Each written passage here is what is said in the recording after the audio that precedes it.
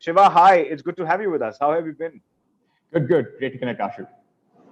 We're connecting after such a long time, right? I mean, you were with us at, India Education Futures, right? Unfortunately, we didn't get the time to sort of speak, right? I was particularly looking forward to this session, right? Given the kind of work that you guys have been doing at Ankur Capital, right? And I think impact investment and impact as an area, I think, is kind of, being revisited, right? And I think, there are many aspects that are under discussion, right? And I think there's this renewed I think sense of responsibility which is coming, right? And I think that is making people look at impact in a very different way, right? And possibly we'll cover some of those aspects, right? And we'll cover the thesis of that you have at Anchor, right, in terms of Yeah. making those investments, right? But before we dive into all of that, Shiva, it'll be lovely to for us to have quick introduction to you. You've been out there for a reasonable amount of time. You've done a bunch of things, right? So it'll be interesting, right? So if you could take us through your professional background and we dive into the session today. Sure, sure. Professionally for myself, I started off effectively my career on this private investing side Right. with a mezzanine investment fund that was based out of the US and was looking to invest in India and kind of Southeast Asia, African markets, of saying, can we actually get growth capital coming through to early stage startups in a similar range of sectors is what Right. we're looking at Ankur, saying solutions in agri-tech, solutions around healthcare, medical innovations, Right. other innovations working with a large part of the Indian population. And can you get those businesses to scale up? So worked on that tool for a while. The tool as it was set up was not pure equity. The thesis that we had in the fund over there was that the equity markets will take a while to develop and you need to actually Right. get these instruments repaid, and that's how as a fund you'll be able to generate returns. Right. So we invested the first sets of capital, but India just regulatory actually was a tough environment to do something that was not pure play equity. Right. The debt regulations are eased off a bit, but it's still a bit tougher as a foreign investor. So deployed capital here, was also looking at other markets such as Southeast Asia, did a little bit in the African markets as well. So got that experience on the investing role, and then said I want to get some operational experience. So then moved to a renewable energy startup that was doing mini grid installations and delivery of electricity across UP and Bihar. Around the same time that soon after the government announced a big project and actually did electrify a lot of the villages we were Right. that were not connected to any physical infrastructure that we had started working with. So in effect, lost out to a free competitor who had been established.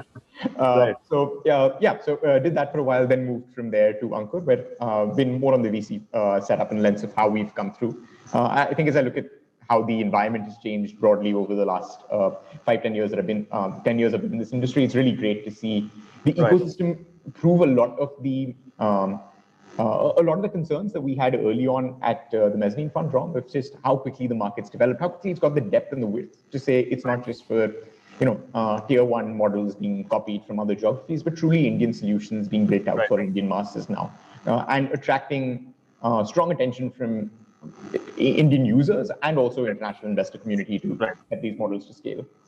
Wonderful. Shiva, I think 2020 has been an interesting time, right? While of course, I think all of it's touched us in all of us in some way or the other, right? Directly, indirectly, and at a personal level. But I think it's done a massive disruption at at the way we did business, right? And I think there's this huge conversation around sustainability, impact, right? And I think what it's possibly also brought in is a behavioral change, right? I think we've become a little more responsible in terms of how we as individuals, right, how we operate, and I think even the business philosophy has kind of changed, right? I think there is a different kind of a responsibility that we're looking at things with, right? The fact that technology is being adopted across many organizations will possibly weed out many inefficiencies that exist in the system, right? There's going to be a lot more transparency, right? And I think there's a lot of that which is coming through, right? And I think it's an interesting change, right? Because we'll possibly create a much better environment for many generations to come, right? And I think with that, I would love to know the thesis, right? Because Ankur has been championing the focus on impact, right, and sustainability and many other things, right? And you've been looking at that as a very key metric in your investments that you've made, right? So tell us a little more about the thesis that you follow at Ankur, and I think it'll be interesting to understand, the way you, say, for example, dissect a certain company that you are, looking to invest in. Yeah, absolutely. So for us, Ashu, the overall trend of what we look for is a company that is in a space that is working with a large set and create value for a large set of the Indian population. And that's the lens that we're coming in from. And how that differs from other people who've typically looked at impact investments and what some of those changes could be is we're not saying you must on day one be working directly with it's an agri-tech model, these number of farmers, or a healthcare distribution model. Here's what you have as people you've reached. But we're looking at technology solutions that will disrupt their industries. And it is possible that the disruption is a longer term play than what we will have as our own kind of 5-year holding period as a typical fund investment.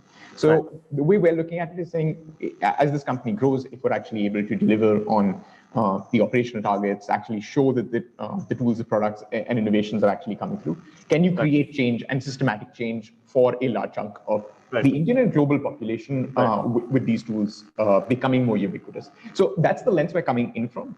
So a lot of our investments that we've made are actually very indirect when you compare it to most other impact funds that actually come through. So for us, the alternate protein investment we made in String Bio is one of those strong case studies of we have looked at impact of what this company can do as potentially to change the cost structure of how food can actually be produced in the long term. And over the next 2-3 years, we know it's going to be a longer journey. There's of research taking place of getting the product refined, get it out to market with the right corporate customers who will have the distribution potential anyway.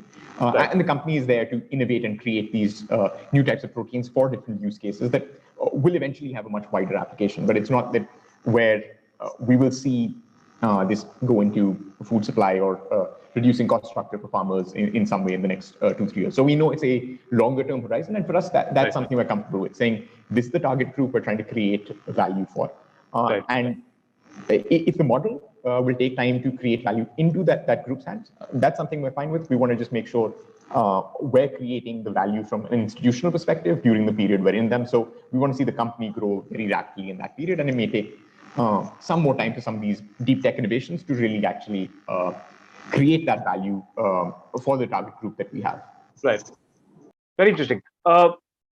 Shiva, tell me this, right? So I mean, is this, I mean, when you're trying to create change, right, and when you're enabling change, let me put it this way, right? It's usually, like you also highlighted, right? It's a time-taking process, right? There are many stakeholders who are possibly not with you on the same line, right? Maybe it's not something which is a core area of focus for them at that point of time, right?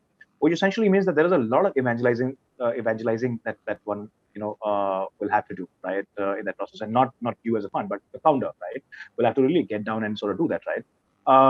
Also, the fact that there are many systemic changes that are happening, in an environment, right?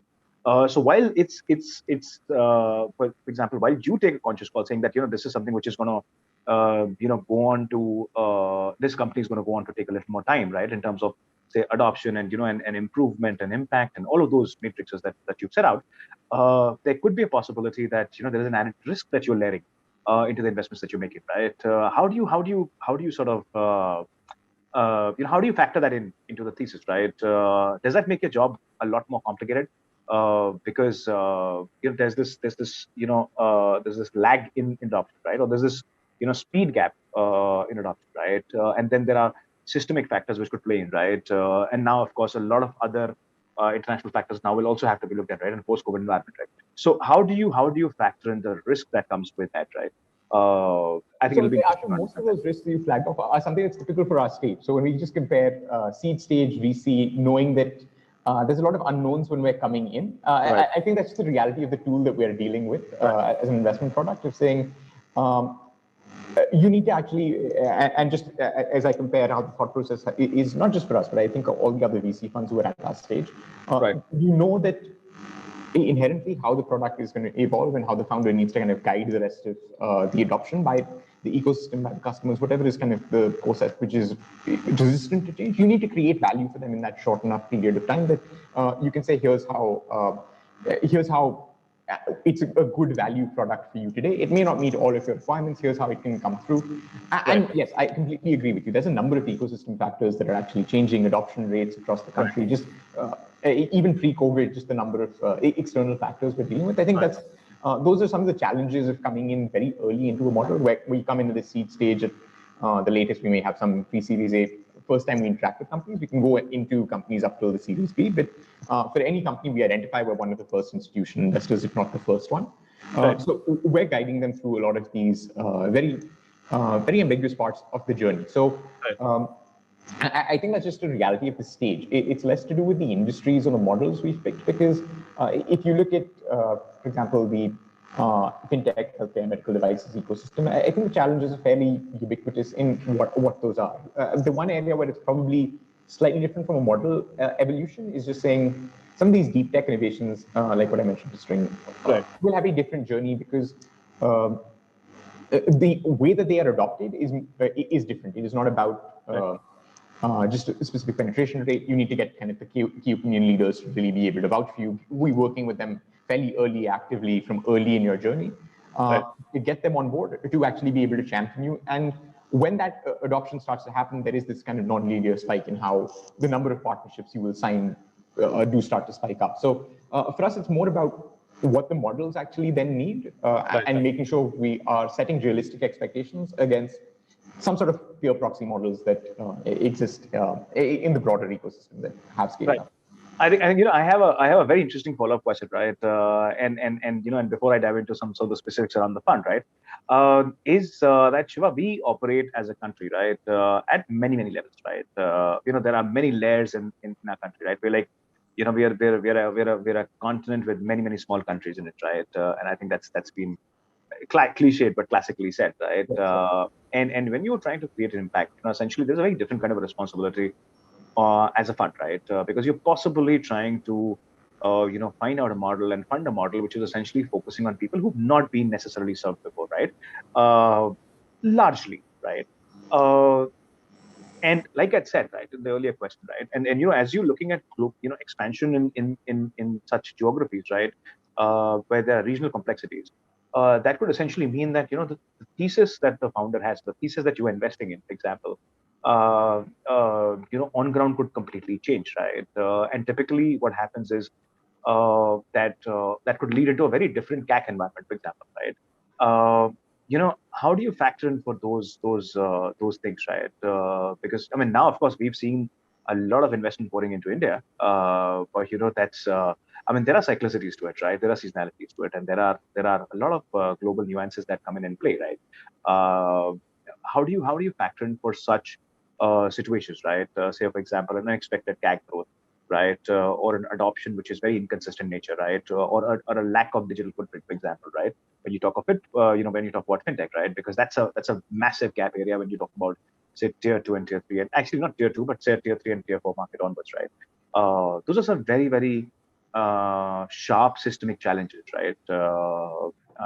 And so how do you sort of ensure that the company is well prepared, right? The startup is well prepared. They don't run out of cash in that consequence, right? When they're sort of working to grow. How do you factor that in, right? I mean, I understand there's a risk associated with the investment that you're making, right? But there's also a lot of calibration that you would do at your end, right? So how do you go about doing that? So Ashu, I think it depends on stages. But if we just look at, and I think you hinted at this when you yourself said probably less of an issue now with tier two, and I think that's the truth of what's happening. You are now seeing startups really penetrate a number, and not just our portfolio companies, but I think just the startup ecosystem being able to penetrate into a much wider set of the broader ecosystem and the economy we function with. So earlier you'd seen the Flipkart, Amazon's only looking at tier one audiences, not really building out their infrastructure physically either for the smaller towns. But now you can see that physically happening of saying the deliveries, etc. All of these logistical operators are also have been able to build the roads now to you, saying tier two is something that's fairly seamless. Tier three, we know this is a bridge that needs to be built out, and you have these progressive elements really being built out. So and just taking other models like what Amisha, for example, is doing, the understanding of what small town consumers will behave as and understanding how what their needs are is different from tier one consumer sets. I think that understanding is also really coming through from different versions of models and saying that, yes, there is a nuance of variations of models. That is, so if you're dealing with a model that is going to be operating in UP, you can't literally just transpose that and say, here's how it'll work in Kerala. There are going to be nuances of how the model does need to be adapted in those regions. But generally, when you've gone at a growth rate, which you're saying, here's why I picked my first set of clusters, which I'm going to behave, and saying, it may be the Hindi belt, it may say there's reasons where I feel like I will be starting off with based on my industry, starting off with the southern set of states and then kind of expanding out from there.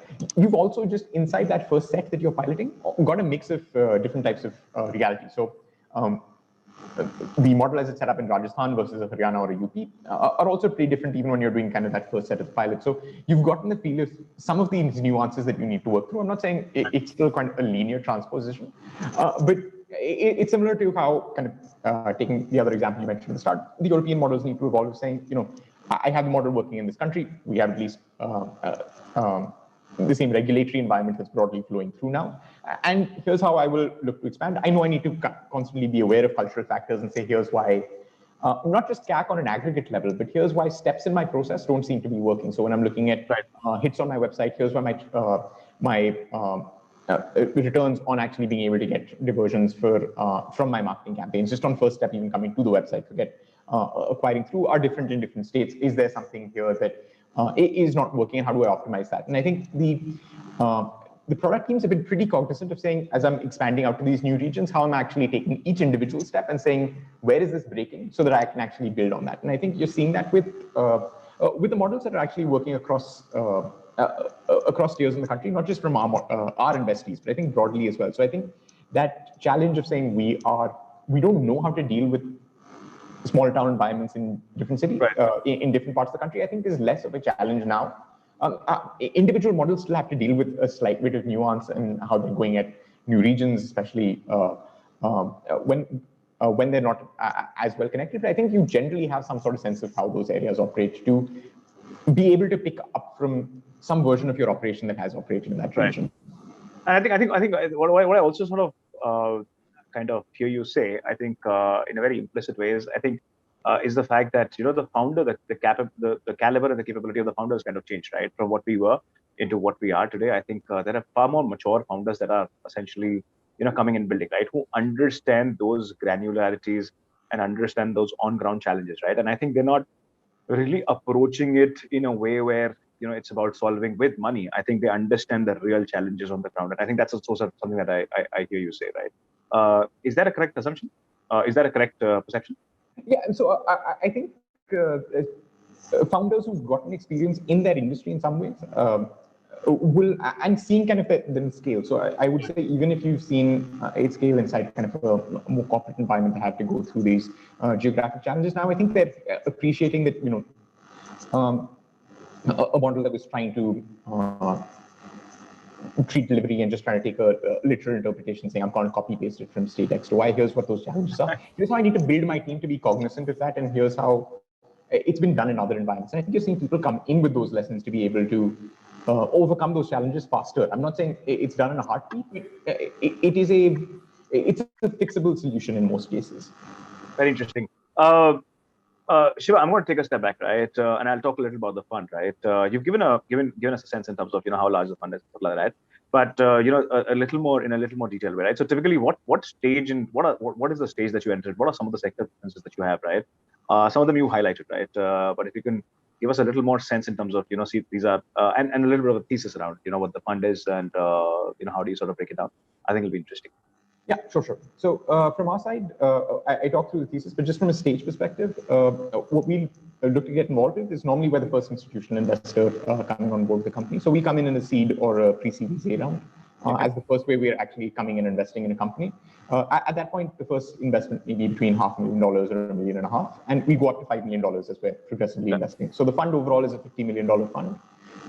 There's some thematic areas where we've invested more capital in, so the health tech space, agricultural, food companies, and just food processing is a space that we've had some exposure to, SME enablement, and just how smaller businesses can actually ramp up, fintech, education, skilling. These are some of the areas where we have actually gone about made investments. Some of the other areas we're tracking are in the logistics space, are in the construction segment, saying, again, similar to what the thesis I flagged up, saying there's a large chunk of the Indian masses that are involved in some ways in these business models. And as you can actually create some interesting innovations here, you can actually create a pretty diverse pool of value as well for all the stakeholders. And if you look at just models from a logistics perspective that are working with truck drivers to say, how can you actually solve some of the problems for them that will actually create value across the overall ecosystem? Those are models that are quite exciting for us to look at. Interesting. What are some of the given that given that the sustainability impact, some of these things which are important, right? In your thesis, right? How does it work, right? It starts from evaluating the impact first, or is it that this is a reasonable model and this is what the impact is, right? This is the impact outcome. How does it play out, right? How does it work? So for us, we're fairly thesis-driven, Ashu. So for us, we've kind of generally for most of our sectors got a fair grasp of saying here's what we've seen as variations of models that have worked, and here's where we can see a company being able to scale up and create value for a set of stakeholders. And now I think if you look across our ecosystem and say, Right. have companies been able to, and was there this corporate requirement also for just to keep your business efficient, to backward integrate, to kind of grow out your processes? You've seen these early versions of this model of saying, of course, even some of the best known startups, like if you take the case of a big basket as well, they have backward integrated quite significantly for a number of their business lines, because that was the right business decision to make, because to get the quality of product, you need to actually start taking steps progressively further down the progressively further back in the value chain. So I think you're seeing this now across the several established players. Here's how the models actually evolve. So as we're looking to come in, we know these are models that we feel financially have tremendous potential. There's still gaps in some of these industries, especially around a lot of these pockets that have not been as well funded as the consumer set of companies. Fintech that is looking at the SME environment is still fairly niche. Agri-tech solutions, there's still some that have kind of scaled up. We're far from seeing the first unicorn build out there. But you're seeing these first set of companies now build out, saying, here's what the model would need to actually evolve. And we can see that impact gets created inherently with this type of model. So we've gone about looking at our industry, saying, here's what are the themes that we're looking at that we are most excited about. And as we find a founder who has an interesting take on how to actually scale up through the first phase, and a team we can actually back, we're quite excited about moving with them quite quickly. That being said, there's areas that we look at, particularly, for example, the alternate protein company I mentioned with String Bio, where it's tougher to say, here's what that is before we met the company, because knowing what they will do on, in their case, how the bacteria can be replicated to actually be used first in aquaculture feed and then progress the business model from that. It's not something that you can take a kind of clear-cut view on before you've seen the model, understood how they are looking at growing. So I think it's more kind of understanding the promoter's vision of how these deep tech models will evolve. And for us, that's an exciting space. It's just a bit more active there, working with the founders on how they're seeing these models evolve. And generally, there is some kind of proxy of saying how have innovations in these models been able to create value for stakeholders across the ecosystem. So you're able to see that if you just take a view on how these innovations are actually created value for innovation. Interesting. So, probably not the same level. Yeah. So what happens to the timelines, right? I mean, given that, some of these businesses are, they operate, like I said, right, at many, many layers, right? How much, what's typically the deal closure time? I mean, is it similar to that of any other fund, or is it a little more complicated than that? Because, I think assessment of certain factors takes a lot more time, right? I think you're trying to comprehend, when you're trying to sort of talk of impact, right? You're trying to comprehend many, many aspects that are underserved, right? And I don't want to use that word loosely, but many aspects that are underserved, right? What kind of an impact does that have on your deal closure times? I mean, would it take? There are many funds that you talk to, and they rave about the fact that we can close it in 3 weeks, 4 weeks, 5 weeks, whatever, right? Because there's a very clear thesis, and it's a very the kind of markets that they operate in. They're very clear in terms of the kind of variables that they're looking at and stuff like that, right? But in your case, it's about understanding the business model. It's about understanding the many stakeholders, right? I think timelines must be a challenge.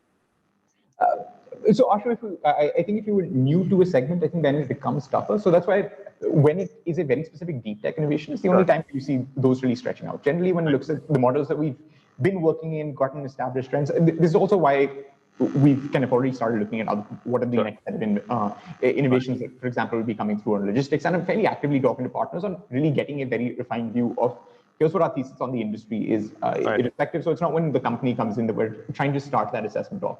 So from a timeline perspective, we've worked with a number of other funds and generally have been on the same timeline as them, who specifically on which transaction move faster. I mean, there's been enough times where we were able to, because we understand the segments we look at, move much quicker than them as well. So since we're actually looking at verticals where we have a strong understanding, generally we'll have spoken to enough of these partners ahead of time, it can still move at the same timelines. The only one where I think everyone in the space takes a bit longer is on the deep tech innovations, because saying, here's a model that is may have worked in, for example, a consumer setting. I'm now trying to replicate that model into from healthcare, ag, etc. Here's I'm replicating it in a different industry, different interpretation. You generally know what the lessons are you're trying to take on. When it is a innovation that is happening with new tech, we've generally got our understanding saying here are the pockets of innovation that are really exciting to us. Here's what some of the relative views of potential capacity for other areas to come through on, for example, technology that could be on biotech. Biotech could be on kind of batteries, some other solutions that we're looking at. So here's what those innovations potentially can do is can reach. But we still, when a company comes to us, I think for those areas, because there is a nuance to how the company is doing it that is very involved in the physical science of also what they're doing, everyone in the industry is taking a bit longer than just the 1 month timelines that you quote for more typical models per se. Interesting. Shiva, this is a question which is not, what was not necessarily supposed to be part of the discussion that we were to have today, right? But on many occasions, what happens is that when you're kind of looking at many companies, right, and when you're trying to sort of build a thesis around, say, a particular sector, for example, say agri-tech, right? What happens is you're looking at a certain company, right? But you can kind of get exposed to many opportunities, right? Like, here is an opportunity, there is a gap here, there is a gap here, there's a gap here, right?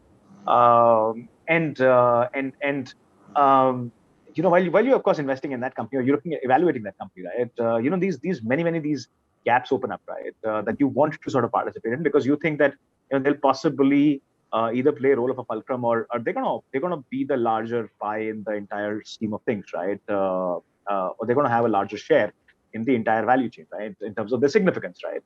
How do you tackle that, right?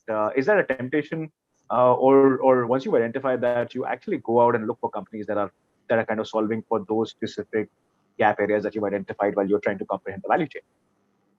Yeah, so for us, Ashu, like I mentioned, we've been deploying since 2014, so we've had at this point 7 years of exposure to these industries as well.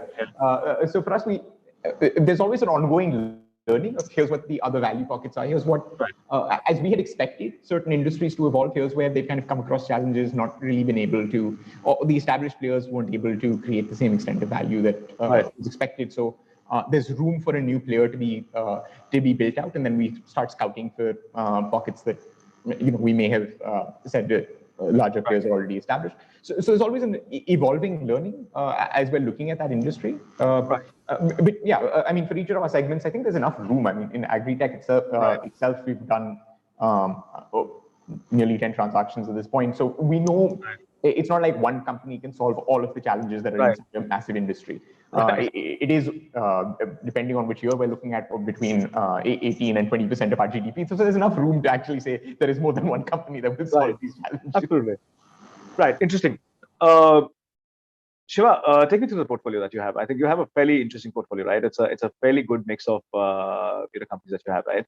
I'd love to hear more about the portfolio and possibly some of the one or two companies that you've invested in. You kind of are extremely proud of what they've done and what they've in terms of, say, the impact and even the value creation, right? So they've been able to actually balance out both of those aspects, the growth aspect and the impact aspect, right? Maybe one or two case studies will help, right? So take me through the portfolio and of course the companies that you think are particularly. I'm sure all children are equal, but one or two companies I think which have really stood out will be interesting. No, absolutely. I'll pick some of the more creative ones we've done from that side as well. So broadly, Ashu, for our side, the segments that we've kind of invested in, I'll just pick one case. I'm talking through each of those as well.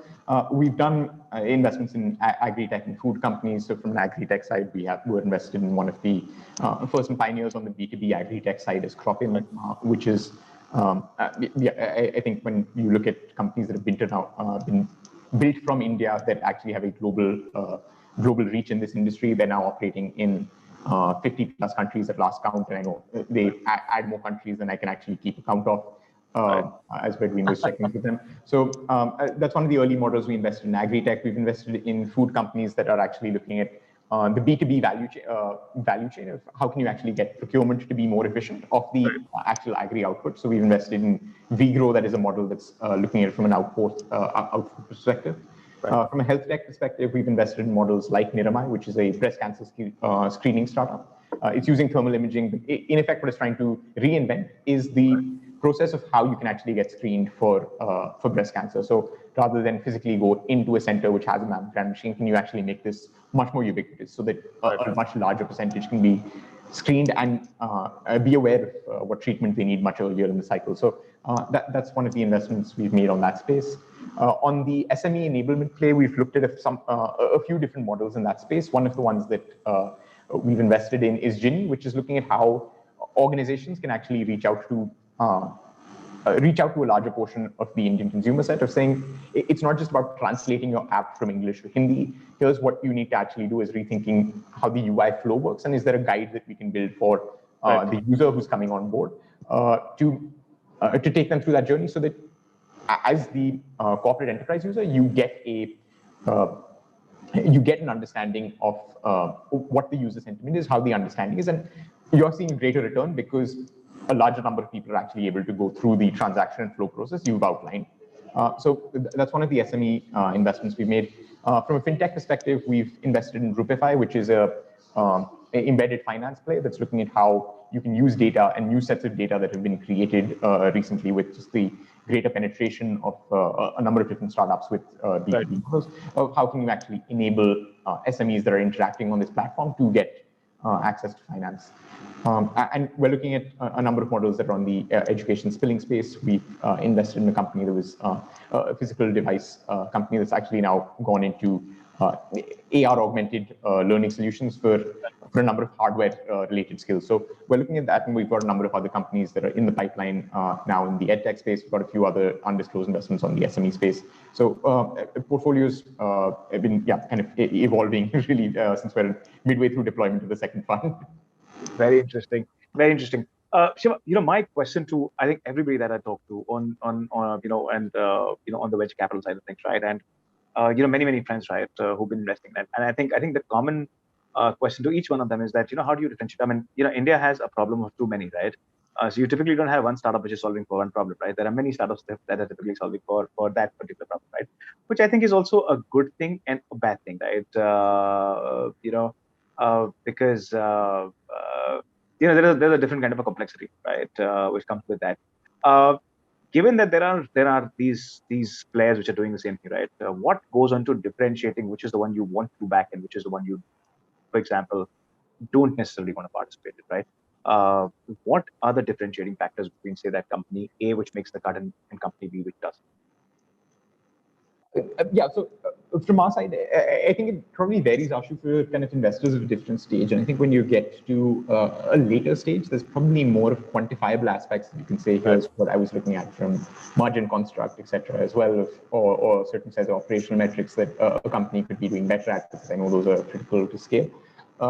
When we're coming in early, a lot of those still have to be developed. I think you may have some companies that have got to a certain traction before we come in, but we've gone in within a few months of kind of companies being incorporated as well. So since you're coming in so early in the journey, it's coming in with the understanding of agreement, I think, on the founder. And here's how we're looking at thematically the product evolving with Plan A. Plan A will change in enough cases of what we've actually learned on the ground from how a model may be implemented. But I think alignment on that, understanding on how he wants to actually build out the team and how that's going to evolve as well. So I think getting someone who's kind of aligned with the way that we're going to see a business model evolve, I think is critical for us to say, here's how we're actually in this space. Since again, we've generally understood our thesis for the segments. Here's the type of person and the type of skill set we want to actually have come in. Here's where we feel is kind of an indicated plan. We're always working with the founder of what their understanding of the market is, because we have our own interpretations. You're always learning from the people on the other side of the table, and just getting to what we feel is kind of a good set of what you are going to be implementing as planning, and what we think pivots could be, I think, along that journey. So you know what to track of saying, are we meeting what the next phase of investor will generally have as operational target, margin targets, however they are thinking. Are we going to be able to meet that? And if it looks like plan A 2-3 months in is not going according to the expected realities, are there lessons that we found on the ground that show how we can pivot? So I think having the founder who will understand and be aligned on that plan A, but know dynamically this is what, if I'm going down this path of trying to grow ABC fundable startup, what are the signals I'm looking for of saying, if this is not working in my business, do I start looking at what our plan B is? Interesting. And I think this is something which is, I understand where you're coming from, right? And I think founder is the common constant, right, across I think many deals that are invested in, right, and not just by you. I think many players, right, because I think there are systemic issues that will continue to play in, right. There'll always be aberrations that will continue to exist, and I think the only thing that kind of which is stable in that environment, right, or which is predictable in that environment, I think is the founder or the founding team, right. And I think I understand where you're coming from, and also the fact that you're coming in too early, I think is can only sort of there's only little that you can really sort of do because those factors are not really playing out, and I think that kind of makes sense. Sure. One point that I have, right, is that there are situations when there is a great founder in a bad market, right, and that happens very often, right. And not that not that he or she chose to be in that market. It's just that they had a better understanding of the market, right? What happens in that case? I mean, is that like a judgment call saying that, listen, this guy possibly doesn't understand the market, right? Or his exposure is less, right? What are some of those nuances that go into defining a good founder? So I think, Ashu, at times, it's not about what industry he has had experience with in the past. For us, again, we're focused on specific verticals and saying this is where our own kind of comfort expertise is. And we've understood these are what we think are models that are, that would fit how we are kind of seeing an industry evolve. We may be right, we will be wrong a lot of times as well, but this is kind of our view on how that will evolve. But if we see a founder who's an interesting, any founder we're actually speaking to, we're pretty clear cut on asking them, listen, this is how this is what our view on the industry is. Right. Here's how we are expecting this to evolve. This does not seem like it's an interesting pocket of space to be in. So is there a view you guys have on why you are even starting out in this region? Because there doesn't seem to be much value capture. And normally it's because he has his own thesis on, here's why that's kind of a critical step to me fixing the adoption issue. So I know I will not capture much value here, but I will be able to get this customer set on, which I can monetize for X afterwards. And here's how I'm looking at horizons and how that plans out. So for us, I think if you're being able to engage with that founder on being clear, again, this is what our thesis is and why that may be a bit of a challenge. Why are you not looking at it? Because inherently, again, back on the stage, things will change. So if you give a founder an indication of this is what is a pocket, if it's a thought he has not actually worked on, generally we will find he may come back 3-6 months down the line and say, hey, I actually tried out what I was doing as plan A. It didn't work. I remember what you and some other people had mentioned as an alternative. And this is how that kind of that pilot to start flipping into an alternate version of a model has actually seen more or less traction than I was expecting. If it's more, he will probably want to engage on saying, listen, is this now plan A and how I move forward? If it's not, will also ping us on WhatsApp if we had deep enough conversations saying, hey, want to get feedback, even this is not really working. And generally, if it's someone that we feel has strong potential, at some point we will engage again and say, hey, this is what's actually happened, and just figure out if there is a way that founder market fit one of those, the market he's looking at may change to actually get to the founder market fit. So it's not like the first interaction with everyone is the first time we've written the check. We've had founders that were in interesting spaces we stayed in touch with, and then 6 months, 12 months down the line is when something changed about the model of the market they were looking at that we said, now this is exciting, now let's actually come in as a I think what you're also saying, I think, is a fact that it also becomes a process of evaluating how flexible the founder is, right? And I think given that the situation is going to change, right? I think nobody essentially. I think one thing that I've understood, right, across many of these conversations is that nobody wants to sort of deal with or put energies into a founder who's not flexible, right? Has to sort of be in a position to sort of dissect the situation, right, and has to understand the argument in a very neutral sort of a way. I think that neutrality has become very, very important, right? Which actually leads me to another question, Shiva. And this is a more I'd say an interesting one and not so not so serious, right? Is that you've been investing for a long time, right? Since 2014, right? You've been in the market, right? I think last few years have been very, very exceptional, right? I think founders have come with a very different kind of maturity, right? And what has been your experience, right? How have you viewed this?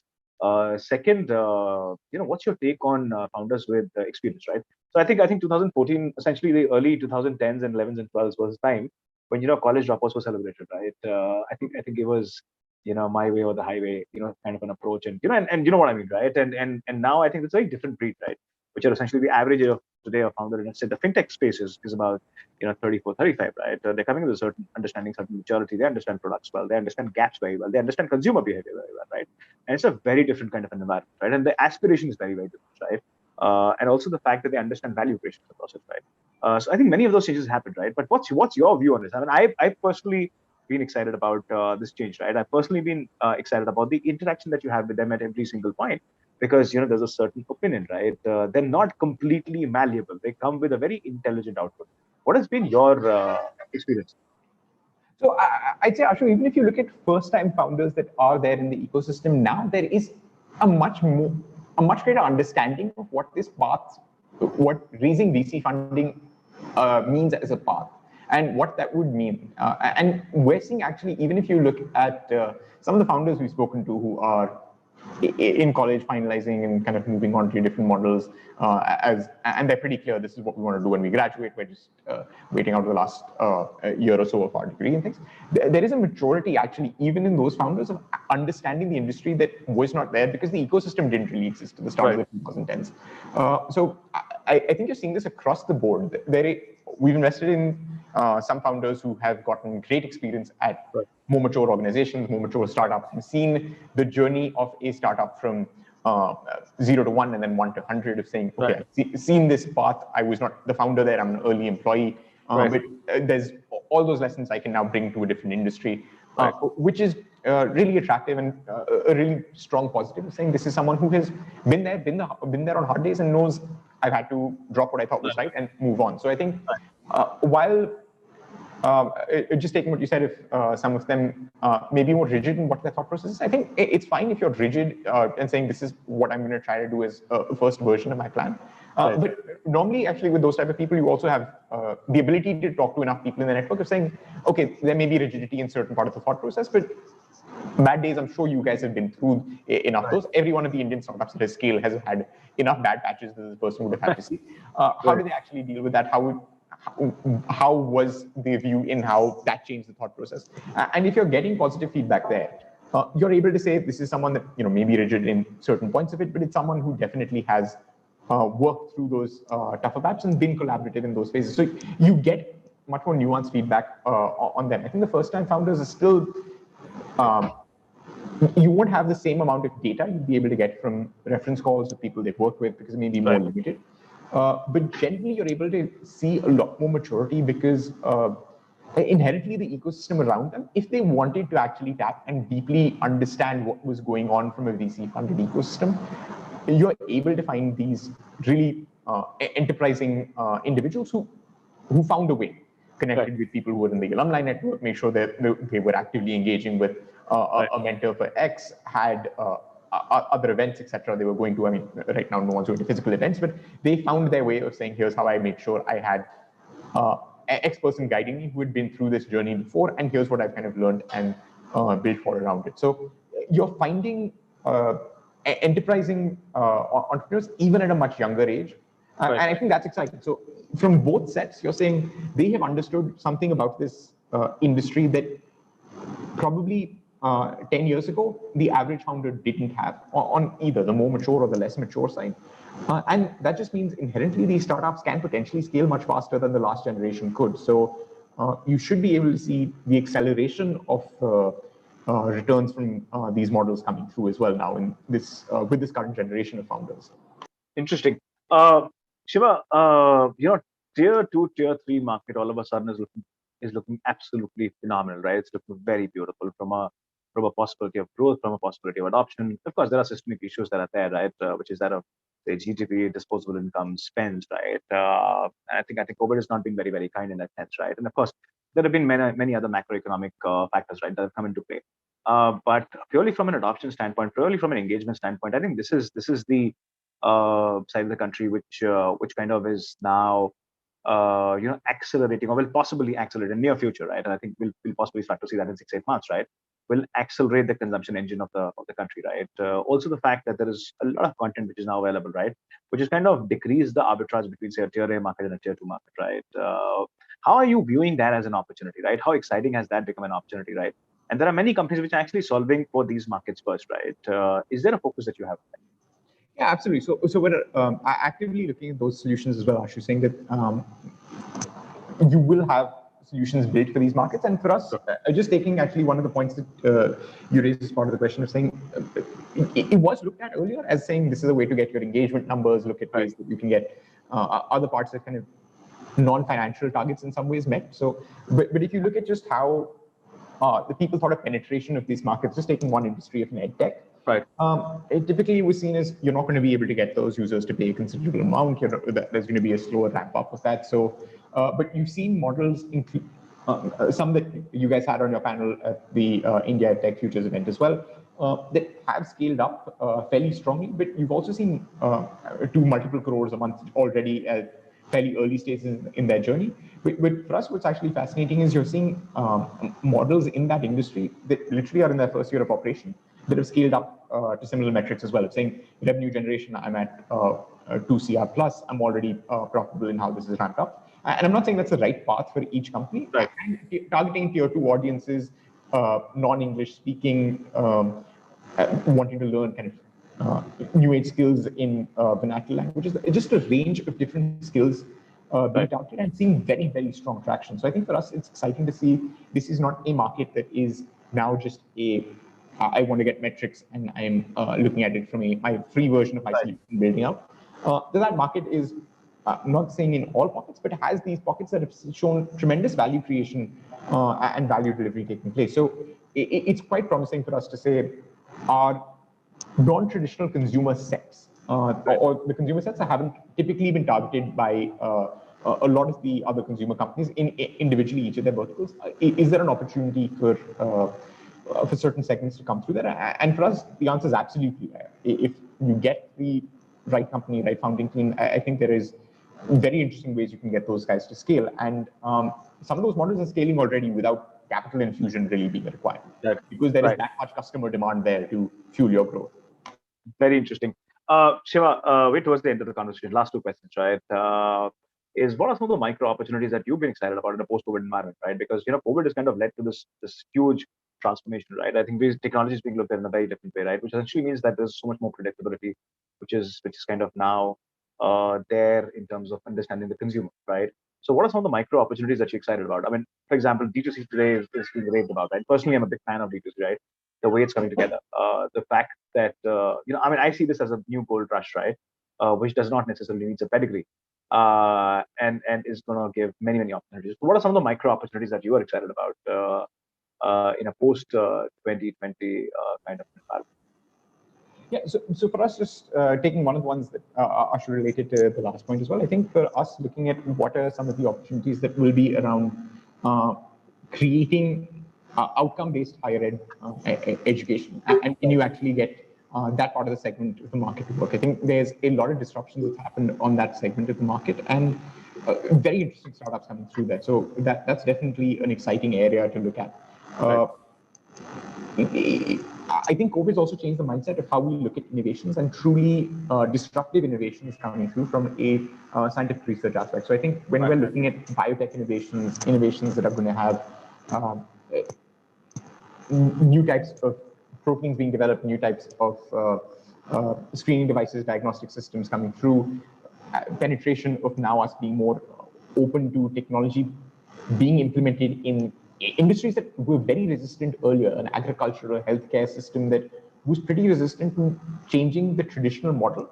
Health hospital systems are fairly open to talking about disruptive technologies coming in, being installed in their industry. So for us, I think that the really interesting part of this will be industries that weren't open to change now saying, oh, we've seen it kind of worked in that point, but if there's a dedicated solution being built out, that there will be great pockets. So I think these new technology solutions that will get built out for these industries could be quality assessment in agriculture, could be in healthcare, sitting at new diagnostic systems, could be new tools that get enabled with 5G rolling out. I think there's a number of new new innovations that will be coming through that we will now, because the industry from a corporate mindset perspective is much more open to actually innovation coming through, will be able to grow much faster than they would have in a pre-COVID environment.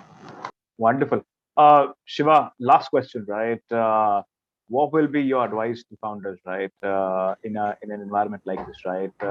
I mean, everybody is chasing capital. You know that, right? I think, like I said, right, India has a problem of too many, right? And I think,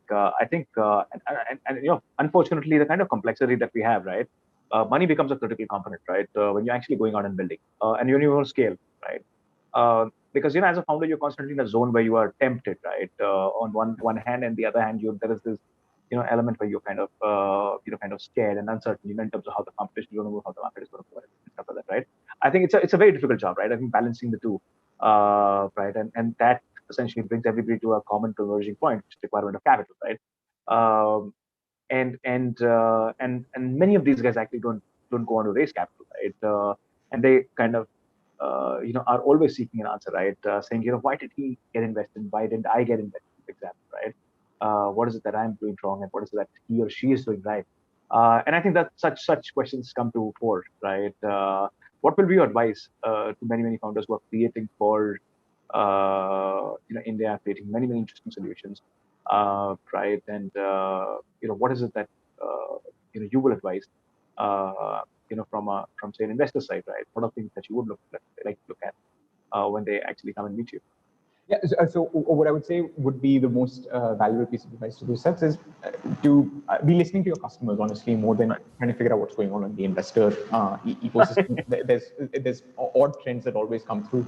But if your customers keep coming saying, here are the 5 other players, including some that you may have gotten much larger pools of funding. Right. Here's the value you are able to deliver to me that none of them do, and here's why I'm staying on with you, or here's what I would want you to build for me to be able to stay on with you. If you're able to get that input from the customers, some of it they will explicitly tell you, some which I think you need to kind of get by a nuance of spending time with them, understanding what the realities of their operations are and how you can create value. Right. If you're able to do that and understand your customer and have a much more nuanced way of creating value for them, the investor side will figure itself out and be able to come to you. But that's what your business exists for. So I'd say spend more time listening to them. Interesting. Wonderful. Shiva, it was a pleasure to have you with us. I think I've loved this conversation thoroughly, right? I think there were, very candid, clear answers, right? I love the fact that you did not mollycoddle a lot of things, right? I think it was very straight up. It was very to the point. Like I said, loved every bit of it. Thank you so much for taking the time out. It was a pleasure to have you with us. Yeah, same here, Ashu. Great to connect. Thanks.